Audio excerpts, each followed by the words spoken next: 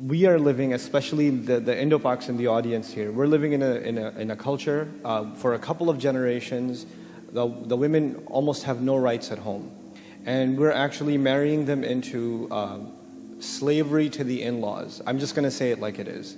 There are cases of psychological abuse that are far worse than any kind of physical abuse that are happening in, what was supposed to be originally a big happy family, the joint family system, but has now turned into literally psychological torture for these poor women who marry into these homes, and their lives are just given into serving, whoever. And they're actually forced, in many cases that I personally know of, they are forced to go to work, and not a penny of what they earn they get to see themselves.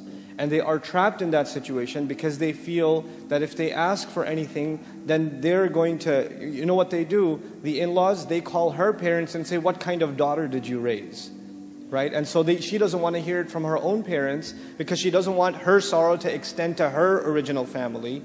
So she just bears with it and she puts up with it and she continues to play along. And this kind of insanity needs to stop. Just a couple of weeks ago, I heard of a sister who, they married her in Pakistan. Like they moved to Canada after the marriage, right? The guy came from Canada. He was a programmer, of course. What else is he going to be? So they got married in Pakistan and they moved back. And they're treating her like garbage, right? Like absolute garbage. She doesn't even eat at the same table with the rest of the household, right? And she's living with 3 other of his brothers. Her house is basically a room.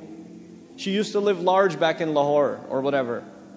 She was living in a big house. Dad took care of her, and now she's living in a room. And going outside of that, she feels uncomfortable because his brothers are always around and he's always at work. And the mother-in-law treats her like garbage. And she couldn't take it one day because she actually ate something from what was supposed to be the mother-in-law's special meal or something. And the mother-in-law just starts yelling at her and tells her, I wish you were dead. Why don't you eat these pills and just get, And she said, you know what, I will.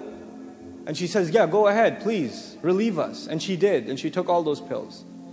And, they had to call 911 and, social services or whatever version of it they have in Canada came in. And the family's now under investigation for, this kind of psychological abuse. And then they call the imam and say, look, these this girl, I don't know how their parents raised her. She went to the kuffar for help. And I was like, Allahu Akbar, sister, go to the kuffar for help. What are you talking about? Who's the kafir here? For God's sake. You people need to be in jail, Yeah. Jazakallah khair.